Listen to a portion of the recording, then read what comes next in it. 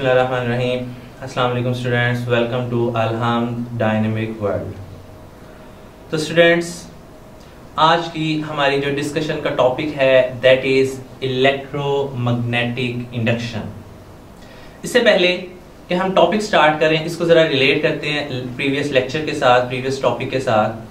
तो students, lecture के start में हम बात करेंगे कि इलेक्ट्रोमैग्नेटिक इंडक्शन को जो है वो कैसे प्रोड्यूस किया जाता है, कैसे जो है इसमें वेरिएशंस लाई जा सकती हैं, कौन कौन से फैक्टर्स हैं जिनको चेंज करने से इलेक्ट्रोमैग्नेटिक इंडक्शन में वेरिएशंस लाई जा सकती हैं, इसकी एप्लीकेशंस क्या हैं, इसकी हिस्ट्री क्या है, ये सब चीजें जो है आज हम इंशाल्लाह डिस्कस करेंगे। तो स्टूडेंट्स, आप जानते हैं कि चैप्टर के स्टार्ट में हमने पढ़ा था कि एम्पेयर ने और स्टील हेनरी ने गालिबन सबसे पहले इन दोनों ने एक एक्सपेरिमेंट किया और एक्सपेरिमेंटली ये प्रूव किया कि जब किसी भी कंडक्टर में, किसी भी कंडक्टिंग वायर में इलेक्ट्रिक करंट फ्लो करता है तो उसके अराउंड जो है एक मैग्नेटिक फील्ड प्रोड्यूस हो जाएगा। तो इसके कुछ अरसे बाद माइकल फैराडे ने ये सोचा कि इसका रिवर्स भी तो पॉसिबल होना चाहिए। मींस एम्पेयर ने ये एक्सपेरिमेंट किया कि वायर में से करंट गुजारा तो उसके अराउंड जो है एक मैग्नेटिक फील्ड प्रोड्यूस हो गया। तो माइकल फैराडे ने सोचा कि अगर हम वायर को एक्सटर्नली मैग्नेटिक फील्ड प्रोड्यूस करवाएं तो चेक किया जाए कि क्या उस वायर में इलेक्ट्रिक करंट इंड्यूस हुआ है या फिर नहीं। तो इसके लिए उसने बेसिकली 3 एक्सपेरिमेंट किए थे और उन तीनों में वो सक्सेसफुल रहा था। ये भी कहा जाता है कि माइकल फैराडे से पहले मिस्टर हेनरी भी ये काम कर चुके थे, लेकिन फैराडे ने जो है अपना काम जल्दी पब्लिश किया और ज्यादा डिटेल में पब्लिश किया, इसलिए इस लॉ को, इलेक्ट्रोमैग्नेटिक इंडक्शन को फैराडे के साथ भी कनेक्ट किया जाता है and this is also known as Faraday's law of electromagnetic induction और simple Faraday's law of induction. फिर फैराडे के बाद इस पर और भी काफी लोगों ने काम किया। मैक्सवेल ने इस पर मैथमेटिकली बहुत ज्यादा वर्क किया, जिसकी वजह से बाद में इसको Maxwell Faraday law of induction भी कहा जाता रहा। ओके, वापस आते हैं टॉपिक की तरफ। तो आज के लेक्चर में इंशाल्लाह हम मैग्नेटिक फ्लक्स, फिर उसके बाद इलेक्ट्रोमैग्नेटिक इंडक्शन की डेफिनेशन, उसकी थोड़ी सी हिस्ट्री, उसके रिलेटेड एक्टिविटीज, उसके बारे में कैरेक्टरिस्टिक्स, फिर उसकी कुछ एप्लीकेशंस और इससे रिलेटेड जो लॉज हैं, स्पेशली जो लेंसेज लॉ है, उसको इंशाल्लाह डिस्कस करेंगे। तो सबसे पहले अगर हम बात करें मैग्नेटिक फ्लक्स की, व्हाट इज मैग्नेटिक फ्लक्स। तो स्टूडेंट्स याद रखें कि जब किसी भी एरिया में से मैग्नेटिक फील्ड लाइंस गुजरती हैं, पर यूनिट एरिया में, पर यूनिट टाइम में गुजरने वाली मैग्नेटिक फील्ड लाइंस को कहा जाता है magnetic flux. And the magnetic flux will be maximum if the area is perpendicular to the source of the magnetic field line. For example, ये area है और यहां से ये मैग्नेटिक फील्ड लाइन जो है वो एंटर हो रही है। अगर तो ये दोनों परपेंडिकुलर हैं तो उसमें जो मैग्नेटिक फ्लक्स होगा दैट विल बी मैक्सिमम। लेकिन अगर वो पैरेलल पड़ा है तो उसमें जो मैग्नेटिक फील्ड लाइंस है वो बहुत कम एंटर होंगी या फिर होंगी ही नहीं। सो इस केस में मैग्नेटिक फ्लक्स जो है दैट विल बी मिनिमम। तो इस चीज को आपने याद रखना है। मैं क्यों बता रहा हूं, क्योंकि इलेक्ट्रोमैग्नेटिक इंडक्शन की कंडीशन है कि इसमें किसी एक चीज को, चाहे वो मैग्नेट है चाहे वो कॉइल है, इसको कॉन्स्टेंटली जो है वो मोशन में होना चाहिए, जगह जो है ये अपनी चेंज करता रहे।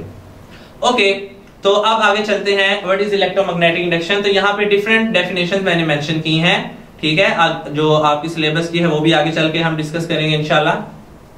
सो इलेक्ट्रोमैग्नेटिक इंडक्शन में जैसे मैंने बताया स्टार्ट में ही कि इलेक्ट्रोमैग्नेटिक इंडक्शन हमारे पास बेसिकली एक ऐसा फिनोमिना है जिसमें हम एक कंडक्टिंग वायर को या कंडक्टिंग कॉइल को एक्सटर्नली मैग्नेटिक फील्ड प्रोवाइड करेंगे और उस मैग्नेटिक फील्ड की वजह से उस वायर में करंट इंड्यूस होगा।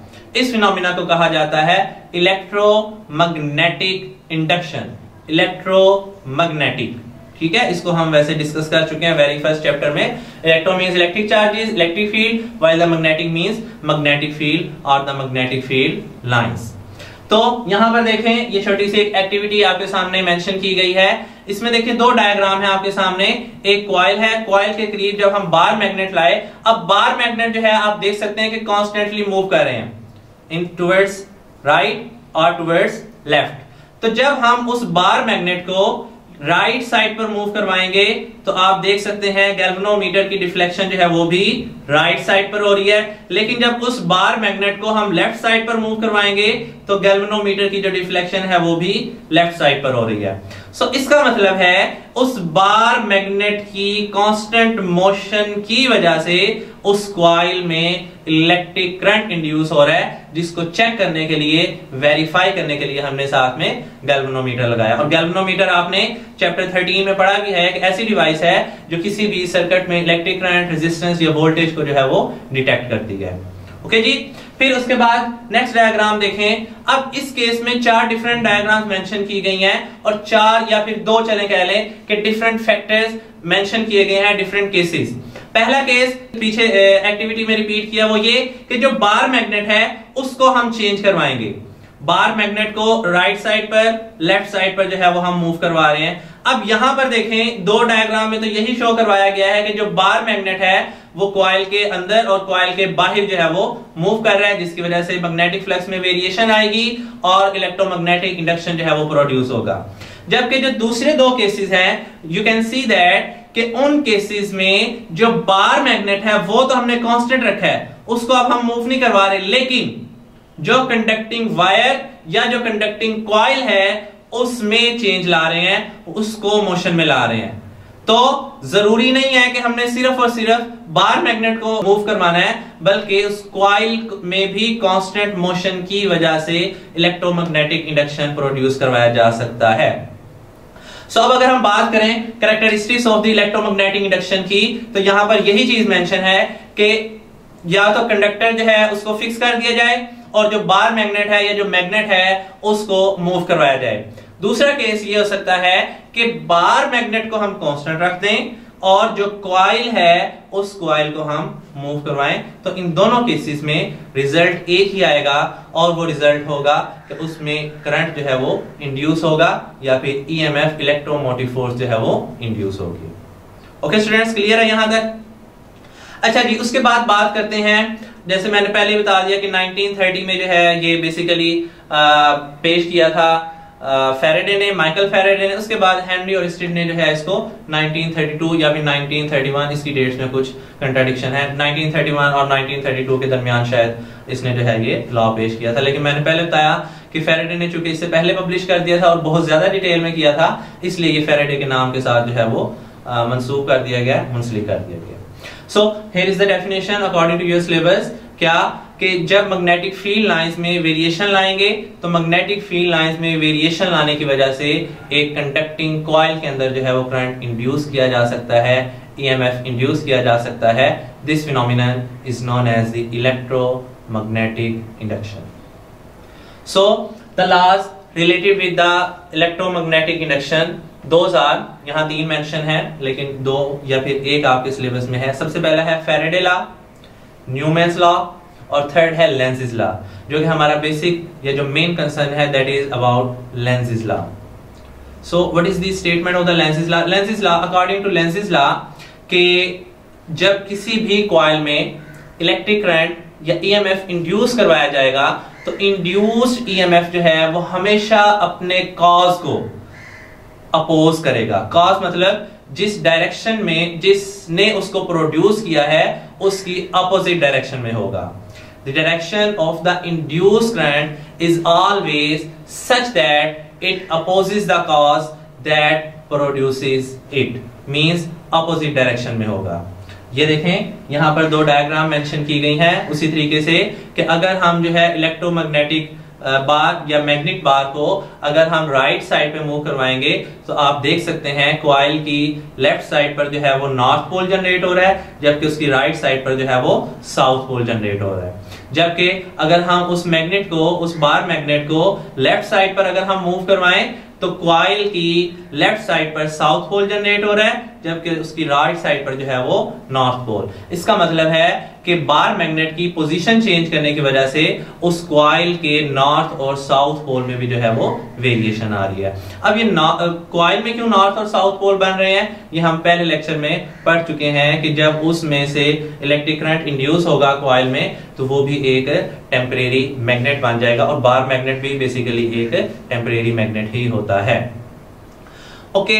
और उसके साथ साथ आप देख सकते हैं गैल्वेनोमीटर की डिफ्लेक्शन में भी कि जब हम उस मैग्नेट बार को राइट साइड पर मूव करवा रहे हैं तो गैल्वेनोमीटर की जो डिफ्लेक्शन है वो भी राइट साइड पर है, उसकी जो नीडल है उसकी डिफ्लेक्शन भी राइट साइड पर है।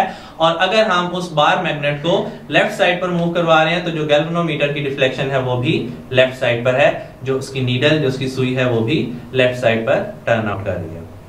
तो मज़ीद बात करें अगर लेंज़िस लॉ की, तो लेंज़िस लॉ जो है this is manifesto of the law of conservation of energy. Means कैसे, देखें जब हम उस कॉइल को या उस मैग्नेट को मूव करवाते हैं इनसाइड और आउटसाइड तो हमें कुछ ना कुछ वर्क करना पड़ता है। तो वो जो वर्क डन है इसका मतलब है हम अपनी मैकेनिकल एनर्जी को यूज कर रहे हैं। तो वो जो हमारी काइनेटिक एनर्जी या जो हमारी मैकेनिकल एनर्जी है that is converted in the form of the induced current और the EMF. So, according to the Lenz's law of conservation of energy is satisfied in the electromagnetic induction। और ये अक्सर MCQs भी पूछा जाता है कि Lenz's law is related with, आगे चार जो है वो ऑप्शन होते हैं, law of conservation of energy, law of conservation of charges, law of conservation of mass and the fourth one. और तो उसका जो राइट ऑप्शन होगा that will be law of conservation of energy. Okay students, उसके बाद जी कुछ applications हैं electromagnetic induction की। तो आपके सिलेबस की अगर बात की जाए तो वहां पर दो इसकी जो है एप्लीकेशंस मेंशन की गई हैं, उसमें से एसी जनरेटर और ट्रांसफार्मर। इसके अलावा अगर हम बात करें तो कुछ इलेक्ट्रिक मोटर्स, ठीक है, इलेक्ट्रिक गिटार्स, ठीक है, फिर इसी तरीके से स्पीकर्स, ये सारी की सारी जो है वो इलेक्ट्रोमैग्नेटिक इंडक्शन की एप्लीकेशंस हैं। लेकिन इसकी एक एप्लीकेशन, वैसे तो दो आपके सिलेबस में मेंशन है, एसी जनरेटर और ट्रांसफार्मर, लेकिन एसी जनरेटर जो है वो आपके स्मार्ट सिलेबस में इस दफा जो है वो स्किप कर दिया गया है, तो सिर्फ और सिर्फ ट्रांसफार्मर है। तो ट्रांसफार्मर उसका जो वर्किंग प्रिंसिपल है उससे रिलेटेड फिर हम इंशाल्लाह नेक्स्ट लेक्चर में डिटेल के साथ पढ़ेंगे। ओके स्टूडेंट्स, क्लियर है सब आपको? चलिए, तो इंशाल्लाह नेक्स्ट लेक्चर में फिर आपसे मुलाकात होगी। तब तक के लिए अल्लाह हाफिज।